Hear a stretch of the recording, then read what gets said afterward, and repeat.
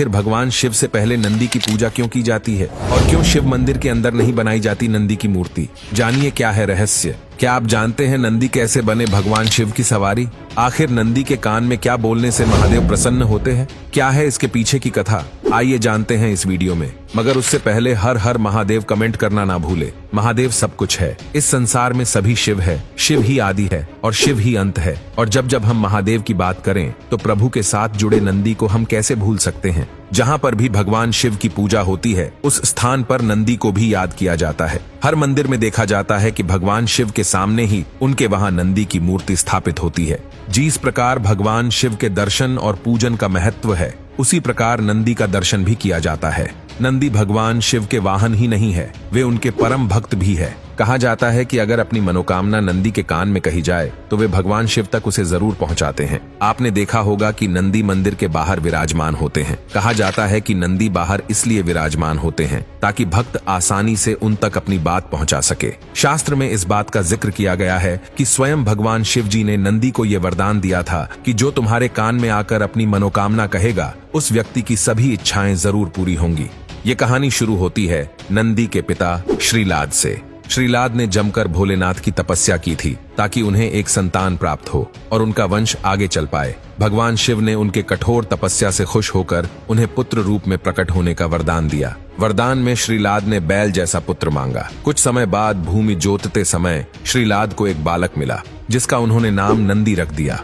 जब नंदी को अपने अल्पाई होने के बारे में पता चला तो महादेव की आराधना से मृत्यु को जीतने के लिए वे वन में चला गया और वहां जाकर उसने शिव का ध्यान करना शुरू कर दिया। भगवान शंकर नंदी के तप से प्रसन्न हो गए और उसे वरदान दे दिया कि नंदी तो मृत्यु और भय से हमेशा हमेशा के लिए मुक्त हो। मैं तुम्हें अजर और अमर होने का वरदान देता हूँ। नंदी कैलाश पर भगवान शिव की निरंतर सेवा और आराधना करता था। कोई भी महादेव से मिलने आता तो पहले नंदी से मिलना अनिवार्य हो गया था। फिर एक दिन श्रीलाद महादेव के पास एक अजीब विडंबना लेकर पहुंचे। दरअसल श्रीलाद ने संतान का वरदान इसलिए मांगा था क्योंकि उनकी कोई संतान नहीं बची थी और अब सिर्फ नंदी ही था, लेकिन वो भी महादेव की सेवा में व्यस्त था। इस वजह से श्रीलाद को लगा कि उसका वरदान पूरा ही नहीं हुआ क्योंकि उसे पिता का सुख ही नहीं मिला। ये सुनकर महादेव ने नंदी को बुलाया।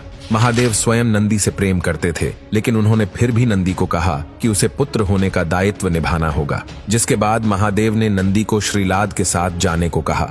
महादेव से दूर होने की पीड़ा नंदी को परेशान करती रही और उसने खाना पीना छोड़ दिया और वे काफी चिंतन में जीवन व्यतीत करने लगा। अपने पुत्र की ये दशा देखकर श्रीलाद एक बार पुनः महादेव के पास गए और उनसे प्रार्थना की कि वो नंदी को वापस बुला लें, क्योंकि वो अपने पुत्र की ऐसी दशा नहीं देख सकते थे और साथ ही उनका वंश अब इस बात का प्रतीक होगा कि भगवान शिव स्वयं उनके पुत्र से प्रेम करते हैं। क्योंकि नंदी के जाने के बाद महादेव को भी उसकी बहुत याद आ रही थी। नंदी के इस अतुल्य प्रेम को देखकर ही महादेव ने उसे वरदान दिया कि कोई भी प्रार्थना अगर महादेव तक पहुंचानी हो तो नंदी के कान में उसे बोल दिया जाए। ये प्रार्थना सीधा महादेव तक पहुंच जाएगी। यहाँ तक कि माता पार्वती ने भी भगवान शिव तक संदेश पहुंचाने के लिए नंदी के कान में ही बोला था। नंदी सदैव भगवान शिव के साथ ही रहते हैं।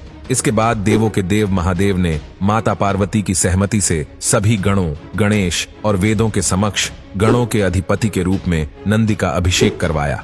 तो इस प्रकार नंदी बने नंदेश्वर। इस कथा से हमें ये पता चलता है कि महादेव अपने सच्चे भक्तों को कभी अकेला नहीं छोड़ते। कहते हैं कि शिवजी ने ही नंदी को वरदान दिया था कि जहां उनका निवास होगा वहां नंदी भी हमेशा विराजमान रहेंगे। इसलिए हर शिव मंदिर में शंकर परिवार के साथ साथ नंदी भी विराजमान होते हैं। तो ये थी नंदी की कहानी जो बाद में नंदेश्वर बने। अगर मन साफ हो और भगवान के प्रति आस्था सच्ची हो तो ही मनुष्य का उद्धार हो सकता है। तो बोलो हर हर महादेव।